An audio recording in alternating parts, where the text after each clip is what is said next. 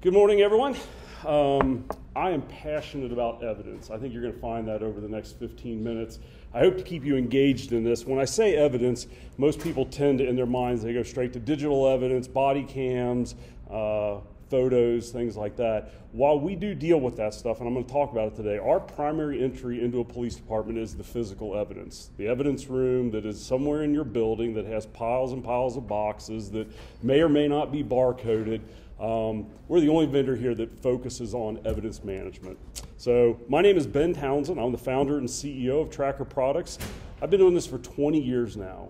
I have seen everything that there is to see. And we have over 1,000 installations of our, am I good? You're so good. Okay. So We have over, it's all right. We have over 1,000 installations of our product running around out there over the 20 years. We're headquartered in Union, Kentucky, and anybody an NFL fan in here? It's a very exciting time of year for football because it's about to start. And I'm a huge Bengals fan. Normally that wouldn't be something to say. Now, we're pretty excited about that. With me back here is Ken Farmery. He is a evidence specialist in our sales department. But probably more importantly, he had 25 years as a criminal specialist with the Plumboro Police Department. And if you know anything about the Bengals, I can't even state the city that he's from. He is not a Bengals fan. And so he is a Pittsburgh fan. But Ken's a really good guy. I enjoy him. We have a lot of other things that interest us outside of Pittsburgh, and we're going to wallop them this year, so I'm not the least bit worried. Okay, let me start out by explaining the problem that we see, the problem you may or may not know exists in your evidence room. In a given year, the average agency increases the size of their property room by 12%. Okay, 73%, and this is a big number here. 73% of organizations report that they take in more evidence than they get rid of each year. Okay, that is a high number. This is another big one. Only 8% of agencies have properly inventoried all guns, drugs, and monies in the last 365 days. I would argue one of the most basic functions of the evidence room is inventorying at the least guns, drugs, and monies. I'm talking at the absolute least. And only 8% of agencies have done that in the last year. The most important stuff being held. The last one, probably you, only 5% of evidence room supervisors produce a thorough annual evidence report for leadership each year. So what I largely see from leadership, they have no idea what's going on in the evidence room. And that doesn't come up until there's a big problem. And when there is a big problem, people tend to react to it. Okay? More inventory always means more loss, requires more space, more people, more time, more money. The longer this stuff is put off, the more it is relegated to the background. And I understand, physical evidence, it's not the most exciting thing you're probably going to deal with here. But I'm telling you, this stuff can jump up and bite you in the butt very, very quickly. And when it does go bad, it's usually guns, it's usually drugs, or it is money. One of those are being stolen or lost and something's gone wrong. So let me start out with the real basic elements of what we do, because I don't want you to walk away and not understand the most basic parts of it. Barcoding, labeling, putting evidence on items, all right? That is probably the most routine function within our software. It is a software application. It is a cloud-based, browser-based, up-to-date application that manages all the evidence. But as I sort of foray into the digital part of it, I think clients that are using our products, the thing that they probably appreciate the most, from probably your standpoint, is when they bring up a case within our software, they can see 3 tabs right next to each other. One has a listing of all of my physical evidence. The next has a listing of all of the digital evidence that goes along with it. And the third tab might be an integration with evidence.com that'll show all your body cam. So what a lot of people will say is, I've got all this evidence that's not being managed. I may have hard drives sitting somewhere that have terabytes and terabytes of data that is not being managed at all. And then all of a sudden somebody comes in and says, hey, I've got a 50 terabyte hard drive. We don't even know what to do with all of this stuff because it's never been organized. And so imagine being able to bring up a case and boom, I get all 3 of those things right next to each other. And that is probably one of the simplest but most effective things that we do. But if all you see is barcoding and if all you see is those 3 tabs, you're going to miss out on what I would say is probably our biggest benefit, and that is doing this stuff at scale. because, you know, a property room that has 1,000 items, 10,000 items, you can almost not do a whole lot and pull off an effective management of it. But if you're the Las Vegas PD and you manage over 1 million pieces of evidence, they have a 75,000 square foot evidence room that contains over 1 million active pieces of evidence. They've got 35 people that work in their evidence room. So doing this stuff at scale is a whole different animal altogether. And so you guys may recognize this, a bike lot with thousands and thousands of bikes in it. And so how does this stuff get managed so that it just doesn't become overwhelming? We walk into this all the time. Now, when I look at those pictures, I'm probably gonna draw a dozen assumptions about that evidence operation. All right, you can look at that. Does it look well organized? Would you say they're on top of statistics and reporting? Do they have any idea? Probably not. Now that may not be fair. This may be a well-run operation. Probably not. But then you've got that, as I mentioned a little bit ago, that hard drive sitting in the back, maybe hundreds of terabytes, and it's just, I've got so many horror stories of just all of this stuff. Just it piles up and piles up and piles up until somebody says, I gotta buy more, or we gotta do something about what we've got, all right? So let me give you an example. When we walk into a department, in fact, if I was only able to ask you guys one question about your evidence operations that I would probably draw the most conclusions on, I would ask, how much do you bring in every year? How much do you get rid of every year? If you are an operation that consistently gets rid of more than what you bring in, I would say good for you. I don't know that we would be able to bring a lot of value to what you do.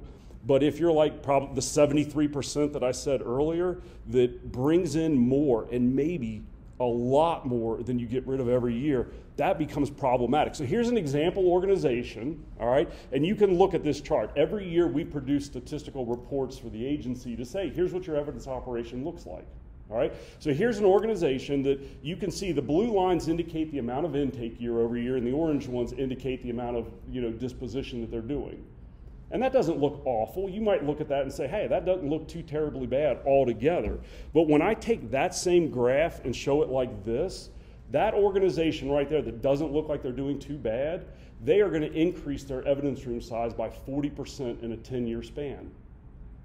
So my question is, what happens when it increases by 40% in the next 10 years? Do you have room for that? Do you have plans for another building? Or does your agency have a parking lot in the back that they're rolling in containers to start storing all of this stuff in? At what point in time does somebody say, we've got to do something about this because it's getting out of control? Here is another organization. This is actually Davenport, Iowa. All right? So when you look at their statistics, this thing really stands out. In fact, you can see in 2019, their disposition levels were not as high as their intake, but then for 4 years, something specifically big happened with them, and they really went gangbusters on the disposition. And that was because they started implementing some of our disposition tools. And I will admit, what they did last year was tremendous. They got rid of 2.5 times the amount of evidence than they brought in. That was a bit of an anomaly. You know, they can't keep that up over time.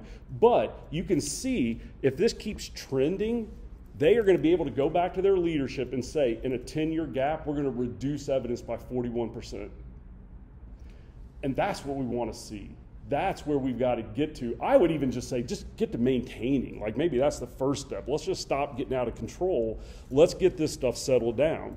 So here's one of the best quotes I can give you. This came from Dave Simpson, who's the Director of Technology at Frederick County, Maryland. He said, by implementing Tracker, we've been able to get rid of so much evidence that we stopped plans for a new storage facility for the property and evidence management. That's super cool right there, to be able to go back to leadership and say, hey, that building we had planned on building to store all this evidence, we don't need it anymore. What's the cost of a building? What's the cost of all the maintenance that goes into that and the people and everything else? And we can't be building new buildings just all the time for this stuff, but I see it all the time. So the primary feature of our product, what I would tell any agency that buys our software, we got to get this thing up and running. At some point in time, we got to turn on our automated disposition. This is the tool that takes disposition up to those high levels. I would argue right off the bat, you will not get to those high levels of disposition by doing manual processes. You can't. You've got to use technology. You simply will not get there any other way. And so we have a tool in our product that ensures every case is going to come up for review at a given date and time based on the offense type. Okay? Then when that case comes up for review, and this is ingenious here, it's not really ingenious, but it's important, it goes out to a case officer for review, not some poor evidence tech that's in the room that's been tasked with doing all of the disposition for the department. And guess what that 1, 2, 3 people can't do? They cannot keep up with the amount of stuff coming in the door. This stuff has got to be spread out amongst the entire agency. So when you look at users of our product that have high levels of disposition, their officers are doing the disposition. On mobile apps, by the way, like this is just how that stuff needs to work. Then the next level is supervisor has to sign off on all that stuff. They approve or reject everything. This becomes a department holistic process. Everybody's got to be involved in this. And then we finally get down to the evidence people, and now their job is to manage, to do inventories, and then get rid of all of this stuff that's been approved for disposition. And we have examples of really big departments with small evidence staffs that are pulling this off. They're making it happen. But man, you got to have the right technology in place and the right game plan to get there. So the ultimate goal, reduce inventory, reduce risk. I want reporting to leadership. I want you guys to be in a position where every year you're getting an annual report that shows what's going on in the evidence room. They should be proud of that. And by the way, when they are reporting that to you, do you think that's going to up their game because now they know leadership is going to be looking at those stats? It absolutely does, okay? We want greater accountability, increased productivity. So let's land this plane. I'm almost at the end here. Who uses Tracker? We have, as I mentioned earlier, over 1,000 implementations of our product. I'm really proud. Las Vegas Metro just went up and live in June. We imported 5 million pieces of evidence for them. They have over 1 million active pieces of evidence. They're the 6th largest police agency in the country. And they're crushing it, by the way. So we're really excited to have them on board. We have a lot of other Cobb County in the room. So I met the chief here earlier today. They've been a client of ours for a couple of years. They're one of the big agencies that are using our product. This is what I want an evidence room to look like. In fact, in a minute, I'm going to ask you guys 4 questions that you should go ask your evidence people. But just walking in your room, does it look more like that? Does it more look like the before pictures I showed earlier? And admittedly, it could look this clean and be a disaster. I've seen that. Now, Bowling Green, Kentucky, which is these pictures, they're not a disaster. They're on top of it. They're crushing it. And that's what an evidence room should look like. Very clean, very organized, very structured, okay? So our product, it's all cloud-based. We do have an on-prem. There are some agencies that are just absolutely, we won't put it in the cloud. We'll put it on-prem. It's still a browser-based application, but it can run in your building. But man, what I suggest, don't do that. Just do not do that because it becomes old, stagnant. People never touch it. It's hard to get it upgraded. We want it to be when those evidence people call us for support, we can hop in and help them out. That's really a key to what we do. So with an app like with our system, you get mobile apps. I mean, that stuff comes along with it. That's part and parcel. But I'm always amazed. We have some competitors that are selling 30-year-old products that are on-prem, desktop installed, and agencies still buy that stuff. I cannot make hide nor hair of that. So with Tracker, 20 years of experience. We were the pioneer in cloud-based evidence management. I'm going to leave 6 minutes for questions here. We have over 20 million pieces of evidence in our main product that everybody logs into. We are adding all of our clients together are adding over 1 million new pieces of evidence every year into it. So in our primary parent application, thousands of items going in every day. Okay, who do we compete against? And this is really important. The number one thing we compete against is the RMS application. And pretty much it goes right along with department apathy at the bottom. Most departments simply don't give a flying flip about evidence. They will often say, oh, we've got an RMS system. It does evidence tracking. They don't consider the evidence unit to be a specialized unit. So they say, why not just use whatever barcoding applications in Tyler or whatever? I'm picking on all of them because none of them specialize in what we do. None of them will have that disposition management. And so until departments get away from this, just use the RMS application and sort of the apathy that goes along with that. It's always an uphill grind for us to get people to get out of that mindset. Great software, great support. I think if you talk to our clients and call them, you'd find out our support is probably one of the best things. So what's next? I've got my cell phone number on the screen. You all should have an email already in your inbox. I scheduled it to go out about 5 minutes ago. It's got a PDF of this entire presentation that I just gave to you. It's got about 30 additional slides at the bottom that give you screenshots on all the different things that our application does. But I would say primarily our end goal today would be to get you to schedule a meeting where we could sit down and talk with your evidence people. But I've got 4 questions at the bottom of the screen that I want you to consider going back and asking to your evidence room. And their answer to these 4 questions will dictate, probably to a large degree, do we need to talk. Number 1, do we get rid of more evidence than we take in year over year? Number 2, do you know how much our evidence room is growing by year? And if they look puzzled by these 2 questions, then odds are they'll look at you and be like, I don't know, or they may even be like, hey, can you give me a couple of months? I'll work on that answer. These things should be, hold on, I can tell you what I've got right now. Question number 3, when is the last time you inventoried all guns, drugs, and monies? What would you guys think about that if they're like, we've never inventoried, and don't be shocked if you hear, we've never inventoried guns, drugs, and monies. Again, the most basic function of the evidence room, and I see it time and again, people simply not doing that. So that's number 3. Number 4, if I asked you, this is me speaking on your behalf, if I asked you for a monthly and annual stats report, could you do that? And they'd probably say, how much time do I got? They may very well tell you, I do not have a system that will report accurate statistics. Ask them, how much money's in the evidence room? Somewhere between $1 million and $5 million. You know, what does that answer say to you? You have no clue what's going on in this evidence room. How can you get rid of stuff if you don't know what's going on? So I did pretty good. I got that in at 16 minutes. I've done this before where I come up to 20 minutes, he's screaming, and I'm like, I just got started. So anyways, I'm happy to answer questions. Anybody got any thoughts, something that pops into your mind? So I'm blessed to be on the positive end of every one of those 4 questions. I've got a fantastic evidence unit. Great. For me, but it's only because Seattle. Seattle. It's only because years back we ran into this problem. We had the fire marshal looking to shut us down because we were overstocked. Yep. So we're shrinking. We've got great stuff. That's awesome. But I have pain points with my RMS. Yeah. My evidence unit hates the hell out of me. Yeah. So my question is, I mean, you mentioned you have APIs and overlays. And, yes. Agencies, we're guilty of it, relying just on the evidence management within the records management. Where does this take over? Like, because the officers like the ability, I'm writing my report, the items yes. there, now I got a sticker, good to go. Where does your process So let me give you the best case scenario. There's a couple of different ways to sort of skin that cat, if you will, but the best answer is going to be they use the RMS system for all their data entry, except entering evidence. They enter that into our product, and then we port a subset of that back into the RMS so that you can do reporting or whatever else.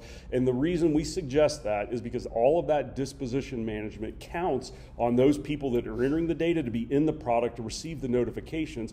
And so if you try to remove them out of being in our product at all, you're basically going to be buying a shell of what our system is designed to do. So I would say, in best case scenario, officer enters it into ours, we port it back into the other so you don't have double entry, but you get all of the benefits of what this thing does. You ever thought about going the other direction?